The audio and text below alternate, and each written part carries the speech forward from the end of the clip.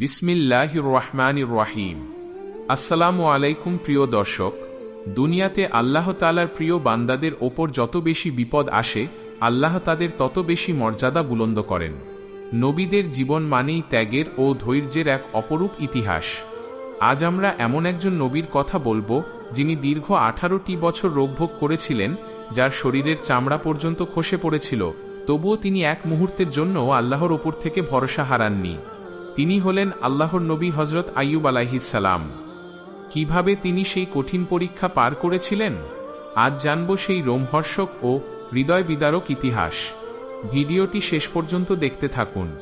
সুপ্রিয় দর্শক, হযরত আইয়ুব আলাইহিস সালাম ছিলেন অত্যন্ত ধনী এবং সম্ভ্রান্ত একজন নবী। তাঁর অগাধ সম্পদ ছিল, প্রচুর গবাদি পশু, বাগান এবং এক বিশাল সুখী পরিবার ছিল। কিন্তু হঠাৎ করেই শয়তানের প্ররোচনায় তার ওপর আল্লাহর পক্ষ থেকে এক কঠিন পরীক্ষা শুরু হয়। একে একে সমস্ত ধন সম্পদ ধ্বংস হয়ে গেল। এক ভয়াবহ অগ্নিকাণ্ডে খামার ও বাগান পুড়ে ছাই হয়ে গেল। এরপর আরও বড় আঘাত এল পরিবারে। এক প্রবল ঝড়ে ঘরের ছাদ ভেঙে পড়ে। হযরত আইয়ুব আলাইহিস সালামের সকল সন্তান একসাথে ইন্তেকাল করলেন। কিন্তু এত কিছুর পরেও হযরত আইয়ুব আলাইহিস সালাম কেবল আলহামদুলিল্লাহ বললেন এবং আল্লাহর জিকির চালিয়ে গেলেন। শয়তান এতে আরও বেশি ক্ষুব্ধ হয়ে তার শরীরে এমন এক মারাত্মক রোগ ছড়িয়ে দিল, যার কারণে তার পুরো শরীর ক্ষতবিক্ষত হয়ে গেল।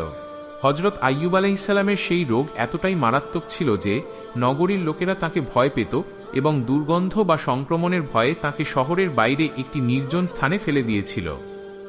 একমাত্র বিশ্বস্ত ও মহিয়সী স্ত্রী ছাড়া সেবা করার মতো কেউ ছিল না। সেই স্ত্রী দিনে মানুষের বাড়ি বাড়ি কাজ করে যা আনতেন, তা দিয়েই কোনো মতে দিন পার করতেন। একটি দীর্ঘ সময়, কারো কারো মতে টানা 18 বছর ধরে হযরত আইয়ুব আলাইহিস সালাম চরম কষ্ট সহ্য করেছেন। তার শরীরের মাংস খসে পড়তে শুরু করেছিল, কিন্তু জবান সবসময় আল্লাহর প্রশংসায় মুখরিত ছিল। তিনি কখনো আল্লাহর দরবারে কোনো ধরনের অভিযোগ বা না শুকরিয়া করেননি। ফেরেশতারা পর্যন্ত তার এই অবিশ্বাস্য ধৈর্য দেখে অবাক হয়ে গিয়েছিল। পবিত্র কুরআনের সূরা আল আম্বিয়ার 83 ও 84 নম্বর আয়াতে আল্লাহ তাআলা ইরশাদ করেন, আর স্মরণ করুন আইয়ুবের কথা, যখন সে তার রবকে ডেকে বলেছিল, আমি কষ্টে নিপতিত হয়েছি এবং আপনি দয়ালুদের চেয়েও সর্বশ্রেষ্ঠ দয়ালু।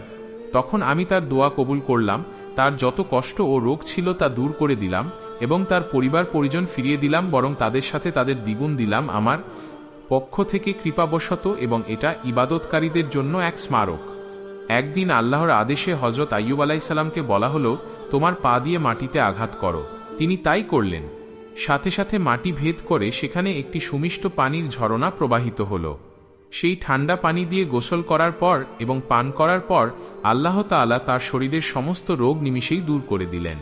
তিনি আগের চেয়েও দ্বিগুণ স্বাস্থ্য, সৌন্দর্য ও তারুণ্য ফিরে পেলেন। আর হারিয়ে যাওয়া পরিবার ও সম্পদও আল্লাহ তাকে ফিরিয়ে দিলেন বহুগুণ বাড়িয়ে। প্রিয় দর্শক, হযরত আইয়ুব আলাইহিস সালামের এই ঘটনা আমাদের শিখিয়ে দেয় যে জীবনে যত বড় বিপদ বা মুসিবতই আসুক না কেন, কখনো আল্লাহর ওপর থেকে বিশ্বাস হারাতে নেই। ধৈর্য ধরলে আল্লাহ নিজ হাতে সব ঠিক করে দেন। আজকের এই শিক্ষণীয় ভিডিওটি যদি আপনার ভালো লেগে থাকে, তবে একটি লাইক দিন এবং কমেন্টে সুবহানাল্লাহ লিখে অন্তত 5 জন মুসলিম ভাইয়ের সাথে শেয়ার করে দিন। আপনার একটি শেয়ারে অন্য কেউ এই সুন্দর ইতিহাস জানতে পারবে। সবাই ভালো থাকবেন, সুস্থ থাকবেন। আল্লাহ হাফেজ।